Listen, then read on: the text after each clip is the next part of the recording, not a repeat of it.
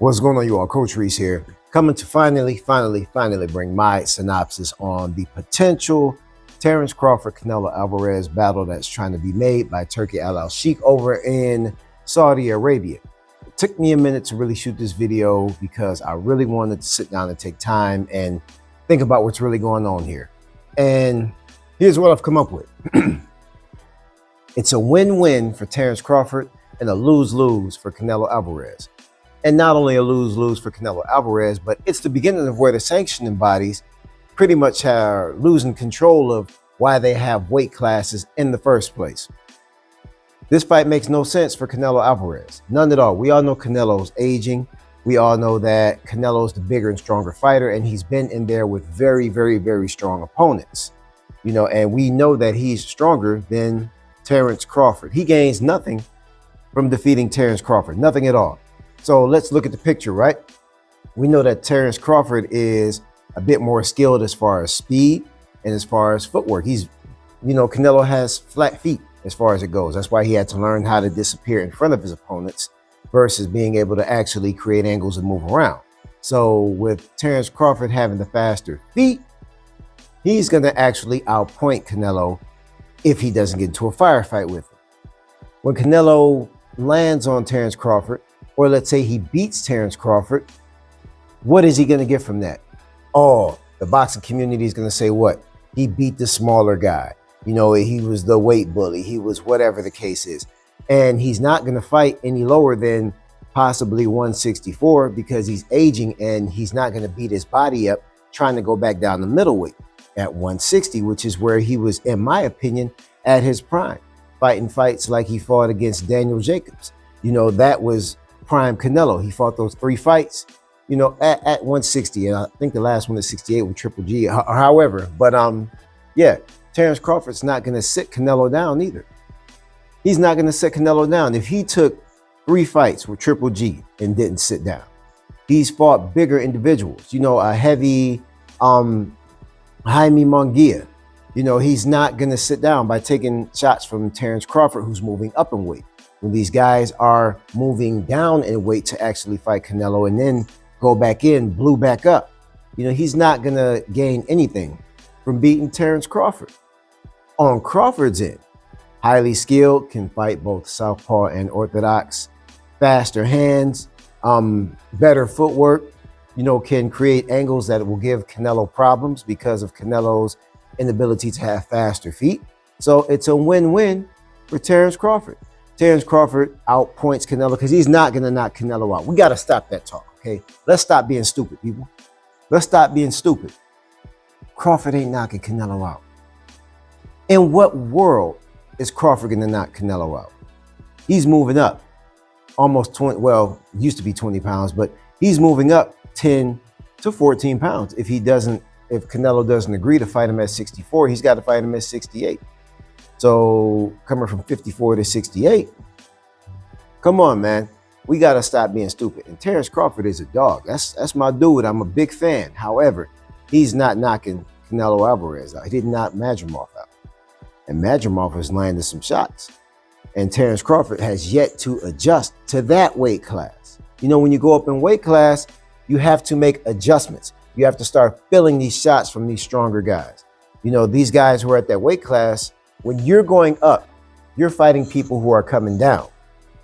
Like when Canelo fought Bivol. Bivol, he came down, to fight at 68. These guys are coming down to fight and then coming back into the fight a bit heavier.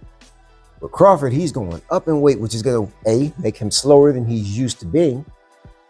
And B, he's got to feel those harder shots. And those harder shots, as we saw in that last fight with Madrimov, are no joke. So in my opinion, this fight right here could be a ploy for both of their retirements because they're both aging, in the world of boxing. They're aging or whatnot. And this could be the final heyday, we're gone. Get their money from Turki Al-Sheikh and, right off into the sunset. However, it's still a lose-lose for Canelo and a win-win for Crawford. It's even a win if he loses. If Crawford loses, it's a win. Because he fought, A, the bigger community is going to say what? A, he fought the bigger guy. B, he didn't belong. That's when all the excuses get made. and the sanctioning bodies of boxing need to stop that. Weight classes are made for a reason. Weight classes are created for the reason for the protection of the fighters, all except for the heavyweight division. We know how that one can have the huge margins or whatever, or the largest margins. However, when it comes to the smaller weight classes, we're looking at 7 pounds difference, 5 pound differences sometimes, 30 to 35, 35 to 40, 40 to 47. So we're looking at anywhere between 5 pound to 7 pound margins to separate weight classes. And the heavyweights, they can fight somebody 30, 40, 50, 60 pounds up, which is what we saw with Big Bang Zhang and Wilder and Jared Anderson and Martin Bakole. If people are not taking this into consideration, and that needs to be changed as well. That's a completely different video though. But as far as this video goes, weight classes need to be instilled and stuck to, and all this dropping weight to make weight classes needs to be stopped too. That's the reason, in my opinion, that Canelo's not going to fight David Benavidez. Just because you can drain down to 68 and then balloon back up to damn near 190 doesn't mean you should be fighting at 68. You're no longer fighting at 68. This is going to be the same situation should the fight happen with Canelo Crawford. Canelo is going to come down from what does he walk around, 175, possibly 180, weigh in that night at 68 and then balloon back up. Crawford's going to move up. So that's a complete imbalance as far as this goes. The weight classes are just destroyed at this point in time because Crawford comes up. He might gain a little strength, a little power, but he's going to be slower, more fatigued. Canelo comes down. He's going to be a bit, slower when he boosts his weight back up. But when those shots land, because Crawford cannot get into a firefight with Canelo, he can't do what he did with Madrimov. He can't do what he did with Errol Spence. He can't sit there at all. He cannot have still feet at all. The moment those feet get still, he's going to be in trouble because he's never felt punches like that from somebody. Not for that long of distance or whatever. I don't know what goes on in his camps, who he spars with or whatever. That's completely, off the radar to me. But you're dealing with the top dog right now. You're dealing with the top dog with the biggest resume, with the most supreme resume in boxing right now, who has yet to take a knee. He's as little as not taking a knee yet. Stumbled, yeah, way early in his career. Took some nasty shots, absolutely. He fought people with speed who hit harder than Terence Crawford. Caleb Plant. Come on, man. Plant was giving Canelo that work. Plant is a dog. He was giving Canelo that work. So, yeah, I'm not going to sit here and say who will win the fight or who I think would win or lose the fight as far as the stats go. But as far as the overall picture in the state of boxing, lose for Canelo, win for Crawford. The only thing that wins across the board for both these fighters is their wallets. Legacy, nah. Legacy for Crawford, not for Canelo, because everybody wants to see Canelo fight the blown up super middleweight. No way. Y'all can go ahead and cancel that one. Tell Benavidez to go fight the, light heavyweights, fight the better BFs, the Bivels or whatever. It's time for him to grow up and get out that weight class. But when it comes to Canelo and Crawford, no win for Canelo. I wouldn't even take it if I were him. Honestly, I wouldn't take it. For what?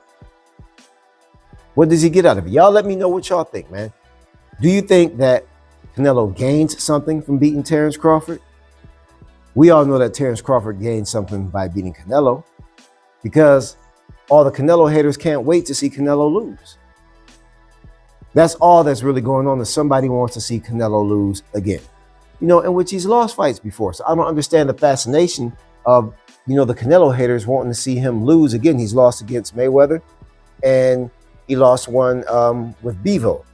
And he got the draw with Golovkin, but I personally think Golovkin got the first one. But it's another conversation. People just want to see the top dog lose. People want to see the top dog lose. There are very few that want to see Crawford lose against Canelo. I think it would be a more competitive fight if they were closer in weight range. But The sanctioning body's got to get hold to this thing.